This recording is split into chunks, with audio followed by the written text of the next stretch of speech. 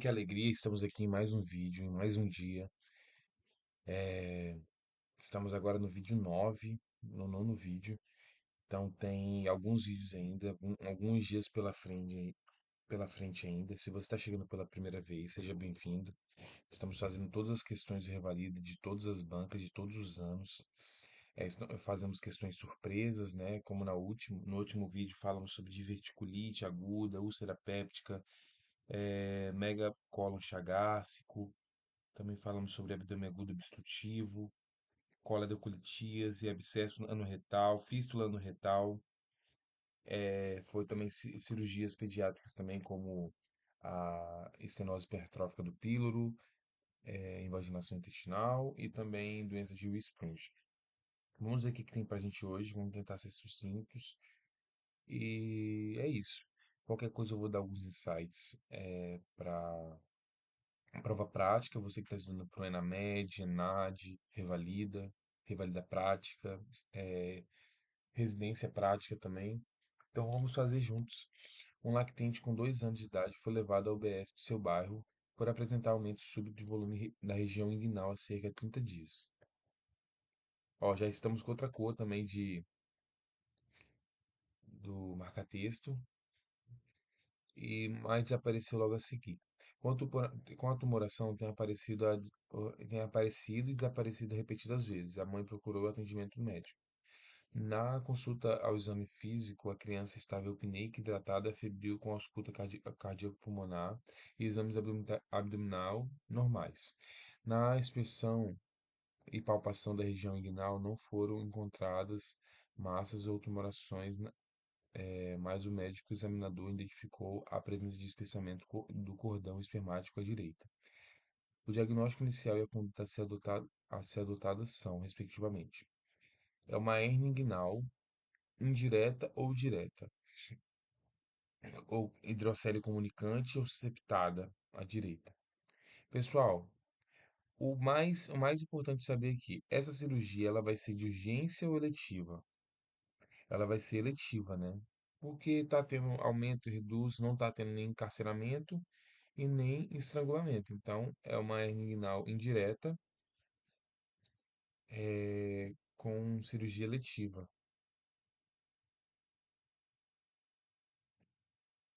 Bora passar.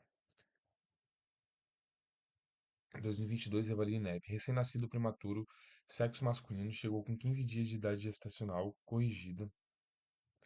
Foi levado pela mãe ao ambulatório de cirurgia pediátrica para avaliação de aumento, de aumento da bolsa escrotal à direita, com piora com choro. No exame, a criança estava tranquila, ativa, reativa, corada, hidratada, nictérica, com frequência cardíaca de 120 batimentos por minuto, ritmo regular em 2 tempos, perfusão capilar menor que 2 segundos, frequência respiratória aumentada, eupneico no nível vesicular fisiológico, abdômen globoso, normotênico, peristáltico, bolsa escrotal direita aumentada de volume, conteúdo redutível, testículo palpável sem alterações, transminação negativa, especialmente do conduto espermático. Bolsa escrotal sem alterações de testículo palpável. Qual é a patologia? Isso aqui é uma hérnia, né, pessoal? Como que a gente faz o diagnóstico dessa hérnia? É diagnóstico clínico, isso aí mesmo. Então, qual é o procedimento? Vamos solicitar o hemograma e marcar a cirurgia eletiva após o diagnóstico. É isso aí, né? Ultrassom não e é isso. Marcar a cirurgia. Vai, 2012, Revalidinep. Um lactente de 1 ano de idade é levado a um ambulatório com história de ausência de um dos testículos. A mãe refere à ausência de vômitos, do abdominal ou febre. Ao exame físico, criança em estado geral risonha ativa. O exame da região ínguino-escrotal revela ausência de hiperemia e dor locais, com o testículo esquerdo tópicos e sem alterações. Hemiscroto direito vazio. Não foi possível palpar o testículo direito. O que que você lembra disso? Pessoal, caiu na prova de 2024.2, uma prova prática, a prova prática de pediatria caiu criptorquidia, né? Essa ausência do testículo, hemescroto vazio. O que que a gente vai fazer? Indicar correção cirúrgica ou terapia gonadotrofina coriônica humana, HCG, antes do segundo ano de vida. É isso, né? Ou você vai até os 4 anos? Não. Insistir terapia com HCG após 5 anos, se você vestir o quadro, não. Indicar cirurgia no início da puberdade, também não. Aguardar até a puberdade. Pessoal, criptorquidia até 1 ano, né? Cirurgia antes de 1 ano de vida é muito importante. Se você não estudou criptorquidia, te convido a estudar, como eu vou estudar depois. Um menino de 10 anos escolar é levado à unidade de atendimento com queixa de dor em bolsa escrotal esquerda iniciada há 3 horas. A criança é eutrófica, sem antecedentes mórbidos e sem história de trauma ou quedas. Ao exame testicular, o local da dor com edema e testículo esquerdo encontra-se localizado em porção superior ou contralateral, próximo ao anel inguinal externo, com um reflexo hematério abolido, cuja manobra de elevação é dolorosa. Então, aqui é o que, gente? Uma torção testicular. Quais manobras e sinais você vai fazer? A de Prem, cremastério e a de Angel, né? Tem a de Brunzel também. Se você quiser, eu comento, comentem nos comentários. Comente os sinais, as manobras, torção de testículo que eu mando tudo aí embaixo, tá bom? Eu já falei em outros vídeos, mas se quiser eu posso mandar aqui. Nesse caso, a conduta médica correta é realizar encaminhamento imediato para os centros de referência de cirurgia infantil mais próximo, prescrição de antibiótico e analgésico oral com retorno ambulatorial para revisão, prescrever antibiótico e analgésico oral com orientação de repouso absoluto, ultrassom da bolsa escrotal e retorno ambulatorial para reavaliação. Pessoal, precisamos imediatamente levar esse paciente para a cirurgia de torção testicular, porque pode dar infertilidade, necrose, pode dar complicações, né, drásticas. Então, o que que a gente vai fazer? Ultrassom é importante, mas ambulatorial não dá, né? É cirurgia de urgência, antes das 3 horas e meia, né? Antes das 4 horas. Ou 5 horas, eu acho que é 5 horas, pessoal. Depois eu vou pesquisar melhor. Ó, a questão de 2024, ó. Questão boa. Vai. 2022, Revalidinep, lactente de 23 meses, sexo masculino encaminhado para um ambulatório de referência, tem história de massa abdominal importante percebida durante o banho e aumento progressivo há cerca de 2 meses. Vai. Seu exame físico, massa grande e fixa, principalmente em flanco esquerdo, ultrapassando inclusive da linha média. Pressão aumentada, né, para criança. Ataxia cerebelar, proptose ocular, equimose periorbital, óleo de guaxinim e ácido vanil mandélico mostra 10 vezes maior que o valor de referência da normalidade. O diagnóstico é uma criança que a mãe encontrou no banheiro, que estava palpando ele, sentiu uma massa e também está tendo óleos de guaxinim. O que que é isso, gente? Linfoma, neuroblastoma, tumor de Wilms ou fibromicitoma? Os dois tumores mais comuns é neuroblastoma e tumor de Wilms. Também temos linfoma, feocromocitoma, mas linfoma é totalmente inespecífico. Neuroblastoma ou tumor de Wilms. O neuroblastoma é mais complicado, né? Porque já fala, né? Tumor de Wilms é nefroblastoma, que é com o rim. Aqui nesse caso, quando tem óleos de guaxinim, ataxia, proptose, quer dizer que já afetou a parte neural, né? Então é neuroblastoma. Vamos passar aqui.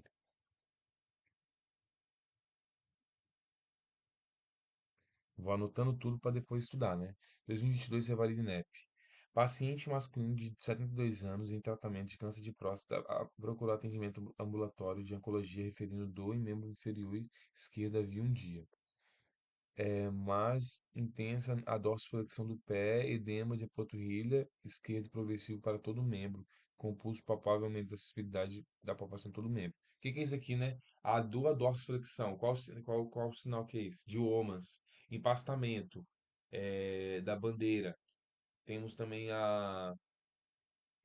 o Omas da bandeira de Bancroft, quando você aperta e você sente a contratura muscular. Então, bora ver aqui. Qual o exame complementar para TVP?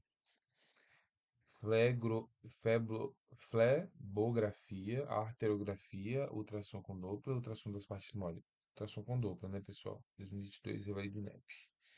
Vamos. Mulher com 42 anos de idade foi atendida ao BS referindo a 5 dias dor na panturrilha direita, acentuada a flexão dorsal do pé. A dor piorou há 2 dias, aparecendo inchaço, palidez cutânea e dificuldade para deambular. Relatou fazer uso de contraceptivo oral e tabagismo desde os 21 anos. 20 anos. Já tem que contraindicar, né? O exame físico evidenciou 72 quilos, 149 de altura, edema e palidez à raiz da coxa, dor à palpação da panturrilha e pulsos pediosos e tibial posterior palpebrais. Palpáveis, desculpa. Qual é a alternativa e orientação à conduta a ser seguida? Ecodoppler colorido venoso, tratamento imediato em hospital terciário, prescrever repouso, analgésico, heparina, prescrever repouso, anti-inflamatório e AS. Pessoal, primeiro você tem que saber o diagnóstico. Você sabe qual é o diagnóstico de TVP. E como que você vai confirmar esse diagnóstico? Com ultrassom, né? Doppler. Outra coisa, aqui prescrever repouso analgésico e heparina, no caso, se já tivesse confirmado, né? Encaminhar também se tiver com alguma complicação a mais. 2024, Revalide NEP. Uma paciente de 45 anos, multípara, é atendida na unidade básica de saúde relatando dores e aparecimento de edema de membros inferiores no período vespertino há 3 anos. Ao exame físico, o médico observa dermatite ocre no terço inferior dos membros inferiores associada a lesão circular de 2 centímetros superficial com bordas elevadas e com tecido de granulação localizado na região maleolar interna da perna direita.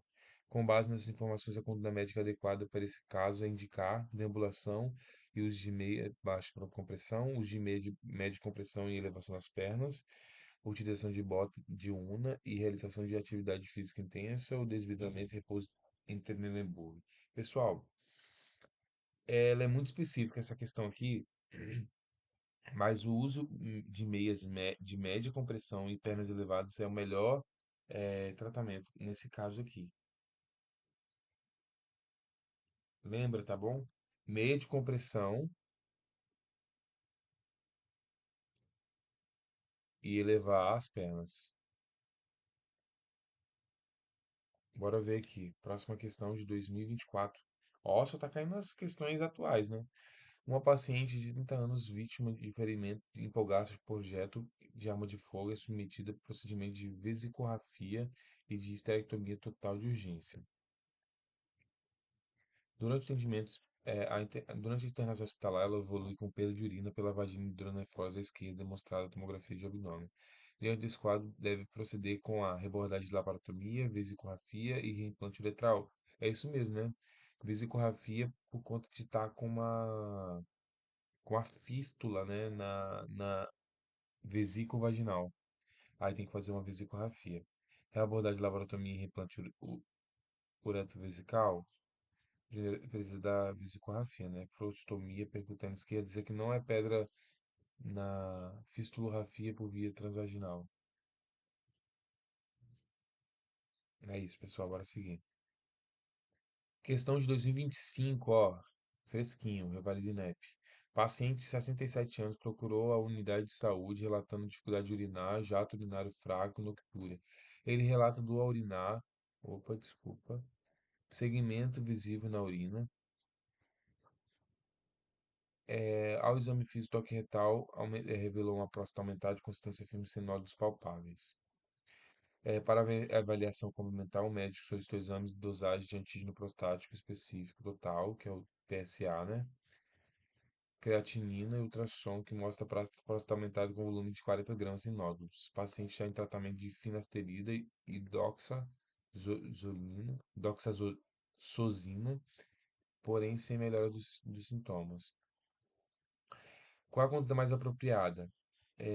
Biópsia prostática, empírico com antibióticos, repetir ultrassonografia prostática ou encaminhar para ressecção transuretral. Pessoal, já sabemos que ele está com uma complicação, né? Tá tomando a medicação, mas mesmo assim, o que que a gente vai fazer para melhorar essa dificuldade de urinar, desúria, né? Dificuldade não, dificuldade para urinar, jato urinário fraco e noctúria. Encaminhando para cirurgia, né? Hiperplasia prostática benigna, a gente encaminha nesse caso, pro cirurgião, né? Vamos aqui. 2021, Revalidinep. Um paciente de 76 anos de idade, minha consulta com clínica médica por apresentar dúvidas quanto à frequência que deve realizar seu exame de próstata. O paciente diz ter feito o exame de PSA várias vezes ao longo dos últimos anos. Traz 3 e de 4 anos atrás com PSA baixíssimo, né? Respectivamente, o paciente deve ser recomendado a realizar o PSA a cada 5 anos, não realizar exames anual, ultrassom retal com biópsia. Não realizar, né, pessoal? Ministério da Saúde contraindica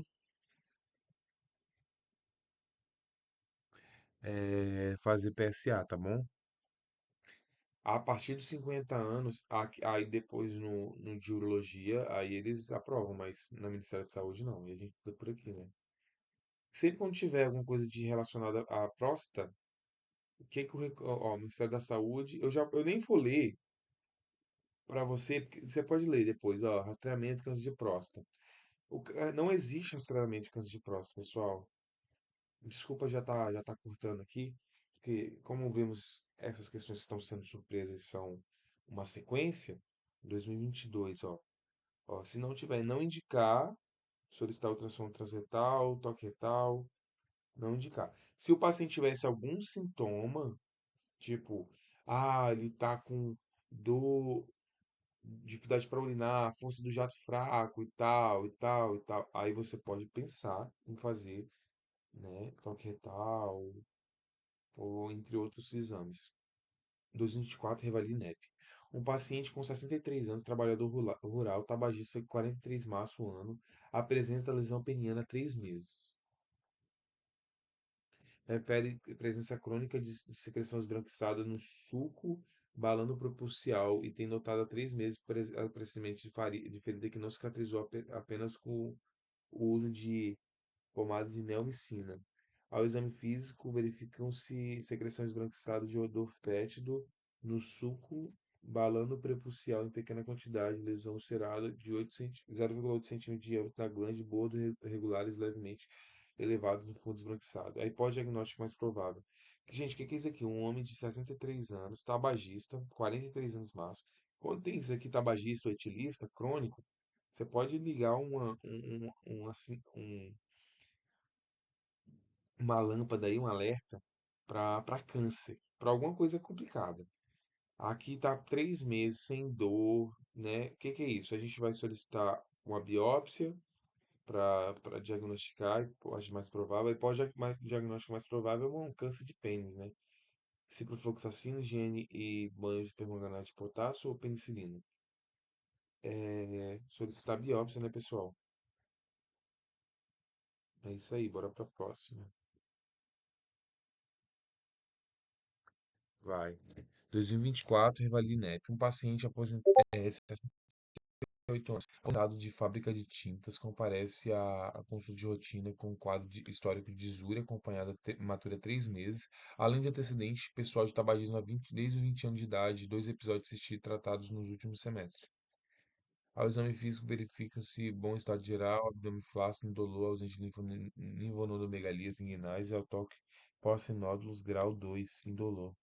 Diante desse quadro, hipótese diagnóstica mais provável, exames diagnósticos a serem solicitados respectivamente.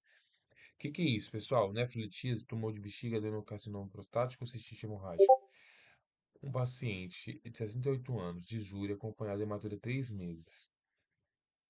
Tabagismo desde os 20, então tem 40 anos de tabagista, tá? 48 anos. Qual o diagnóstico mais provável? Nefrolitíase? Não, é muito improvável, né? Tumor de bexiga, sim. Tumor adenocarcinoma prostático. ou cistite hemorrágica. Tumor de bexiga, nenhuma cistoscopia ambulatorial com biópsia.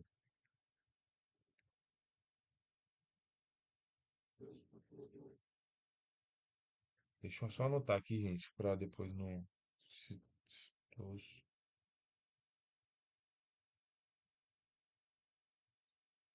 Vai, bora passar.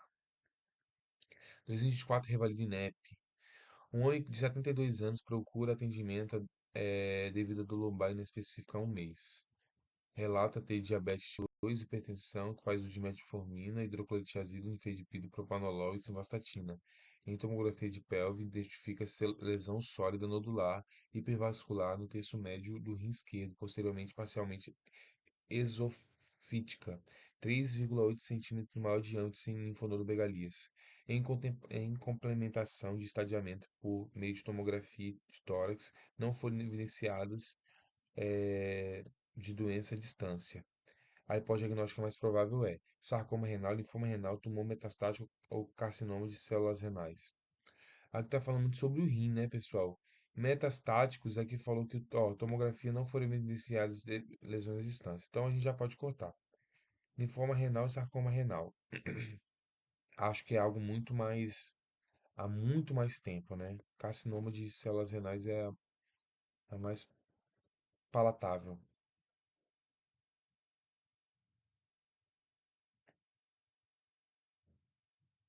Bora, 2022, Revalidinep. Um paciente de 31 anos, do sexo masculino solteiro, queixa de aumento do volume do testículo direito indolor, associado ao caroço endurecido há 6 meses. Conforme o ultrassom da região escrotal trazido pelo paciente, identifica-se aproximadamente 2 centímetros com bordas regulares de aspecto heterogêneo com calcificação numerosa. Qual é a principal hipótese diagnóstica? Torção? Não, né, gente? 6 meses. Hernia inguinal, escrotal? Não tá falando muito sobre isso. Tumor de testículo? Sim, né? Pior que pedir limite. Se fala que é um tumor que está crescendo, ó, pega esse insight. Tumor que está crescendo, tumor que cresce, indolor, borda irregular e tempo também. Isso é o quê? Tumor de testículo, né, pessoal? Vai 2024, revalida INEP. Um homem com 22 anos procura atendimento médico na UBS com queixa de sensação de peso na região escrotal há 3 meses. Não se lembra de ter sofrido traumatismo na área afetada e não apresenta queixas urinárias. Nega comorbidade, etilismo, tabagismo, apresenta bom estado geral, afebril. Ao exame físico, verifica se tórax e abdômen sem alterações, presença de lesão, consistência endurecida no testículo esquerdo, sem aumento na manobra de Valsalva. Transminação negativa, toque retal sem alterações, ausência de linfadenopatia inguinal e supraclavicular. Diante desse quadro, quais, respectivamente, o diagnóstico e a conduta específica? É, Repetiu, né? Tumor de testículo, orquiectomia, hidrocele, hérnia inguino-escrotal ou ectodidimite. É isso, né, pessoal? Um tumor que está há muito tempo, que está com consistência endurecida, que está indolor. É, ó, aqui já cancela, essa parte já cancela hérnia, se fosse hérnia inguinal, né? Transminação já cancela hidrocele. O restante não tem muito o que falar, né? Vamos para mais uma. 2012, revalida INEP. Um homem de 47 anos, portador de diabetes tipo 1, foi submetido a vasectomia há 5 dias. Hoje comparece à unidade de emergência queixando-se de febre alta, grande aumento do volume escrotal, edema e dor acentuada, coloração avermelhada no escroto. Ao exame de palpação do escroto, verifica-se presença de enfisema subcutâneo. Qual o diagnóstico mais provável e a conduta mais adequada? Uma pessoa que está com febre alta, grande aumento do volume escrotal, coloração avermelhada, presença de enfisema, o que que é isso? Faceite necrosante, pessoal. Debridamento cirúrgico e antibiótico de amplo espectro. Se fosse abscesso, falaria que está com abalamento. Esse abalamento ele tá alguma coisa relacionada a abscesso mesmo. Aí seria de drenagem antibiótica, estaria certo. Mas no caso aqui seria debridamento cirúrgico e antibiótico. Vamos aqui mais uma. 2019, 2021, revalida INEP. Uma criança de 6 anos procura atendimento na unidade local de saúde de seu bairro por apresentar cerca de 30 dias tumoração cervical na linha média móvel, deglutição e dolor. A mãe refere que observou um crescimento progressivo da lesão, mas nenhum sinal flogístico, desde o início do quadro. Referenciada para atendimento em ambulatório de cirurgia pediátrica, no momento do exame físico, a criança estava aí sem nenhum outro sinal, a não ser a tumoração na linha do pescoço, acima da cartilagem cricoide, arredondada móvel com consistência fibroelástica. Qual o diagnóstico que conduta ser adotados? Higroma cístico cervical ou linfangioma? Higroma, nunca ouvi falar, mas linfangioma já ouvi falar. Câncer de primário de tireoide, cisto conductirogrosso ou cisto terceiro arco braquial. Pessoal, eu já fiz essa questão. Vou ser sincero com vocês. Eu tô terminando agora, eu tô fazendo agora, terminando eu fiz 50 questões de 2021, agora eu vou fazer as 50 questões com a amiga, mas 50 questões. Um abraço pra você, viu, Lorena? Se eu estiver online aí, Deus abençoe você. O que que é isso, pessoal? Não é câncer porque não tá falando, tipo assim, coisas benignas. Então, o que que seria aqui? Um cisto do conduto tiroglosso. É a ressecção cirúrgica englobando a parte do ocioide que evita a recidiva da doença. É isso aí, né, pessoal? Vamos seguir. 2025, Revalida INEP.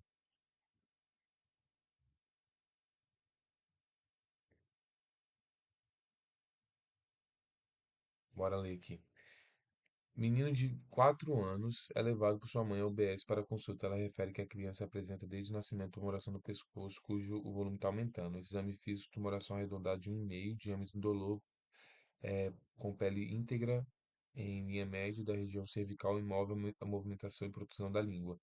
A mãe nega processos inflamatórios de saída de secreções locais. Nessa situação, é a principal hipótese diagnóstica. É a mesma da questão anterior, né? É um cisto tireoglosso. Tá vendo que esse tema tá começando a aparecer mais? Uma criança que tá aumentando o volume do pescoço, que é móvel, é benigno, né? Vamos aqui, 2011, Revalida INEP. Paciente de sexo masculino de 26 anos de idade procura ambulatório de clínica médica com queixa de há uma semana de mal-estar, febre, baixa intensidade, não aferido, inapetência, vômitos ocasionais e aversão à fumaça de cigarro evoluindo colúria e acolhia fecal há 3 dias. Relata que costuma alimentar-se em bares de baixa higiene próximo à universidade onde estuda e viaja ao mês para acampamento. Informa ter relações sexuais sem uso de preservativos e com parceiros conhecidos. Ao exame físico, apresenta bom estado geral, hidratado, ictérico, 2 coisas em 4, orientado, pressão normal, frequência normal. Fígado palpável 3 centímetros de rebordo costal direito, baço impalpável. O restante do exame físico não mostrou alterações significativas. Foram solicitadas dosagens de aminotransferases que se mostraram muito elevadas. E marcadores sorológicos virais das hepatites determinaram que o paciente era carregador crônico da hepatite B e que apresentava também hepatite viral da hepatite A. A infecção da hepatite C foi excluída sorológica, por sorologia e técnicas moleculares, perfil sorológico compatível com o diagnóstico do paciente. Vamos ver aqui. Hepatite A, então ele é crônico e também está agudo. Então, deixa eu ver aqui também. Ó, também é pela hepatite A. Então, como é agudo, vai ser, ó, aqui já não é, porque a hepatite A é IgM positivo, é agudo, né? Vamos ver aqui, aqui tá certo. Eu vou cortar isso aqui, tá, gente? Para não me complicar. Não reativo também vou complicar. Não, não reativo. GG. Gente, se o GM tá reativo, o GG consequentemente ele vai estar reativo. Então vai na B e na E. Vai. Anti-HBC, os dois são não reativos e o HBsAg não reativo? Não, HBsAg é reativo, né, pessoal? E o GG é reativo pelo fato de ser algo crônico, né? É isso aí, bora passar. Questão de hepatite. Vai, 2022 Revalida INEP. Mulher de 25 anos apresentou edema, rubor na pálpebra direita com resolução espontânea 48 horas. No momento, apresentou ondulação de 0,3 centímetros, indolor na face interna do terço médio da pálpebra superior direita, nega febre ou outro qualquer sintoma. Nesse caso, qual é o diagnóstico mais provável? Calásio, né, pessoal? Ordelo, eu estava pesquisando. O calásio, eu vou explicar primeiro sobre o calásio. O calásio, deixa eu só lembrar, ele não tem dor, ele não é infeccioso, ele é mais crônico. O Ordelo é totalmente diferente. O Ordelo, ele é agudo, ele é infeccioso, ele dói.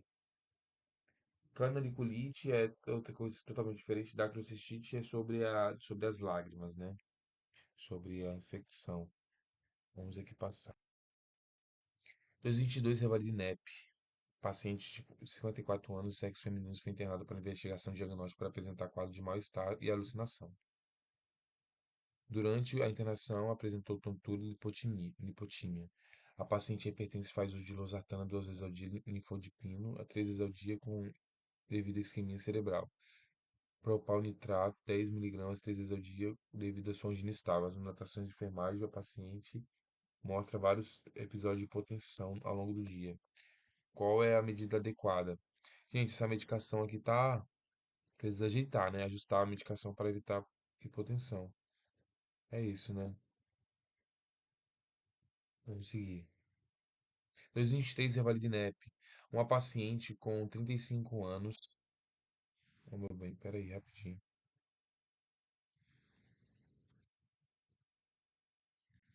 Peraí, pessoal. Rapidão. Meu, meu bem, rapidinho. Eu tô gravando aqui. Depois a gente conversa. Beijo, te amo. Até mais. É, gente, é assim mesmo, é ao vivo. Vai. Uma mulher com 35 anos iniciou com quadro de tremores e irritabilidade. Aumento de apetite com perda de peso de 8 quilos em 2 meses. Notou que houve aumento da região cervical, que os olhos ficaram mais evidentes. Aqui eu já pararia já, mas vamos ler.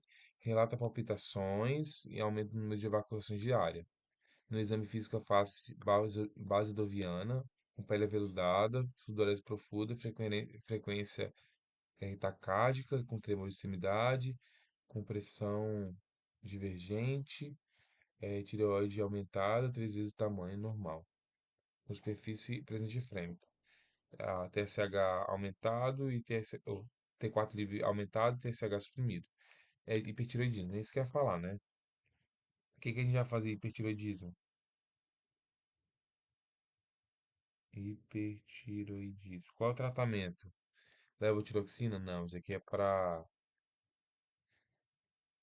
hipotiroidismo. Metimazol e propanolol, 30 miligramas. É isso aí, né? Vamos ver?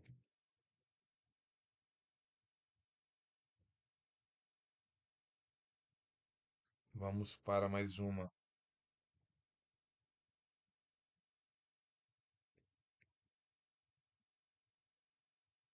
Tionamidas, metimazol. Hipertireoidismo. Vai. Questãozinha grande, né? 2023 é a Validinep. É a última do dia. A última de agora, né? Que eu acredito que vai ter mais uma. Se você não assistiu os vídeos anteriores, eu te convido a assistir, a se inscrever, curtir, comentar. E a gente tá aí. Uma paciente com 24 anos, estudante de medicina, procura atendimento no ambulatório de uma universidade com história de febre não aferida e mal está generalizado há cerca de 48 horas.